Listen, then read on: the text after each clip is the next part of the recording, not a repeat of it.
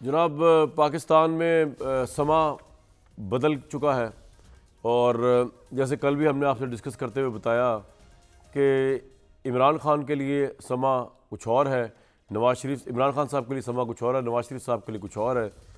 आज Al Jazeera reference के अंदर जो है वो अगरचे इस्लामाबाद हाई कोर्ट ने कहा कि इस रेफरेंस को नीचे भेज देते हैं, दोबारा नैब के ऊपर रिमांड कर देते हैं ताकि नवाज शरीफ साहब का जो दर्जा है वो मुजरिम से मुलजिम का हो जाए। और नैब की हालिया कारकर्दगी देखते हुए तो ऑब्वियसली नैब ने भी उसको डिफेंड नहीं करना था नीचे जाता, लेकिन आज नवाज शरीफ साहब के वकील का कॉन्फिडेंस काबिल दीद था और उन्होंने कहा कि नहीं, हम मेरिट पे केस का फ़ैसला लेंगे, हम नैब में रिमांड पे नहीं जाएंगे, हम इस्लामाबाद हाई कोर्ट पे पूरा ट्रस्ट करते हैं और इसी के ऊपर करेंगे। और एक और बड़ी कॉन्फिडेंस का लेवल बड़ा हाई था आज नून लीग का कि जिस चीज़ को वो बुनियाद बनाकर कहते थे कि अल जज़ीरा का रेफरेंस जो है हमारे हक़ में आएगा, वो जज अरशद मलिक साहब की एक मुबैना वीडियो थी।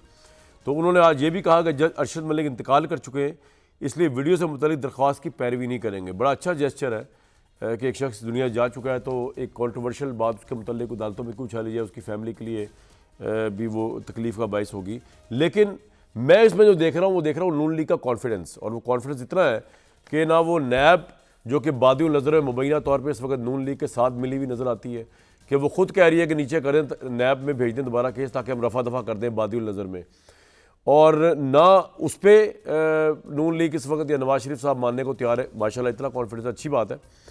ना वो जज अरशद मलिक की कोई वीडियो का सहारा लेने के बाद रिलीफ लेने को तैयार है, वो कह रहे हैं मेरिट पे केस लड़ेंगे। ये जज्बा, ये जुनून और ये कॉन्फिडेंस, इरशाद भट्टी साहब बहुत वार्म वेलकम। क्या वजह हो गई? आमिर साहब, हसन अयूब साहब भी हमारे साथ हैं। हसन अयूब साहब आपको बहुत वार्म वेलकम। ये जज्बा, ये जुनून, ये मेरिट आखिर हो क्या गया? पहली बात, इमरान खान पे बात बाद में करेंगे, पहले इस पे। पहली बात तो ये कि भाईजान जिस तरह हुदैबिया जैसा ओपन एंड शट केस बंद हुआ, जिस तरह एवन फील्ड से निकले, जिस तरह फ्लैगशिप से टेक्निकल बुनियादों पर बरी हुए, अल जज़ीरा से भी माशाल्लाह इंशाल्लाह वो बरी हो जाएंगे। दूसरी बात यह है कि भाईजान ये कॉन्फिडेंस की वजह क्या है? मैं उस पर आता हूँ। दूसरी बात यह है कि आज जज अरशद मलिक सुरखरू हो गए। कैसे? मर कर ही सही, अल्लाह उनकी मग़फ़िरत करे, मगर वो सुरखरू हुए।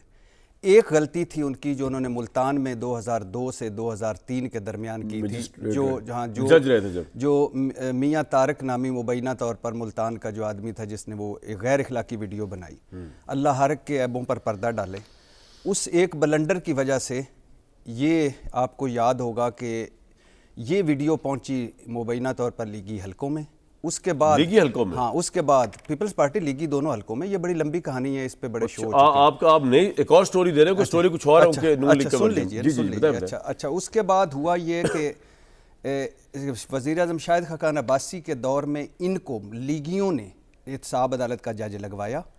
फिर अपने केस ख्वाजा आरिफ साहब ने मोहम्मद बशीर साहब के पास स्पेशल दरखास्त की कि हमारे केस इधर लगे। अरशद मलिक, हाँ, अरशद केस के पहले जज लगवाया, फिर केस लगवाए।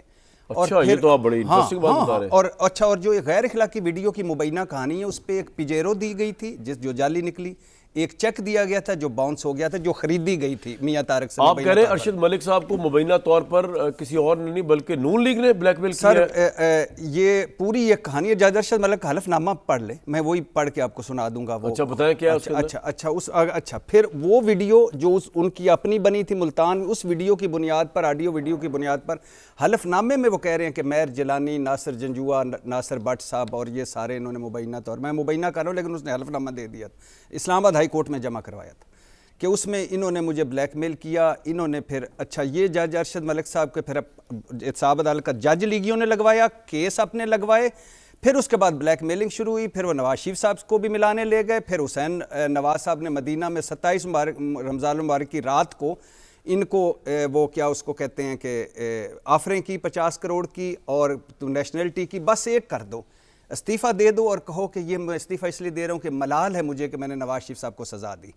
वो इनकार कर गया। अच्छा, जो असल बात में जिस पे आना चाहती हूँ, ये लंबी कहानी, आपने बड़ी अलार्मिंग बात बताई, तो नए पर्सपेक्टिव सर, ये बिल्कुल हाँ यही ऐसे ही है सर। अच्छा, और फिर अच्छा मज़े की बात सुने कि जो 10 करोड़ यूरोज़ की भी मुबैना ऑफ़र की गई जो उसके हलफनामे में था।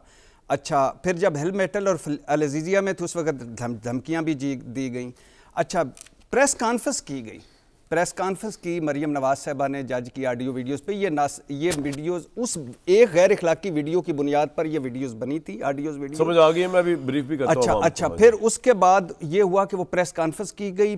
फिर उसके बाद वो जो सुप्रीम कोर्ट में जज, तो वो अरशद मलिक तो आज जो कह रहे हैं कि आप कह रहे हैं कि बड़ा हाई उनका मॉरल है, बड़ा ये कि उसकी जिंदगी तबाह कर दी, उसका कैरियर तबाह कर दिया, उसके बच्चों की जिंदगी तबाह हो गई। हाँ, और किसने? मुबैना तौर पर ये इसी केस में वो थे ना, इतनी उसके खिलाफ चलाई गई चारों तरफ कि वो नीम साइकिक हो के आखिरी दौर में फौत हुआ।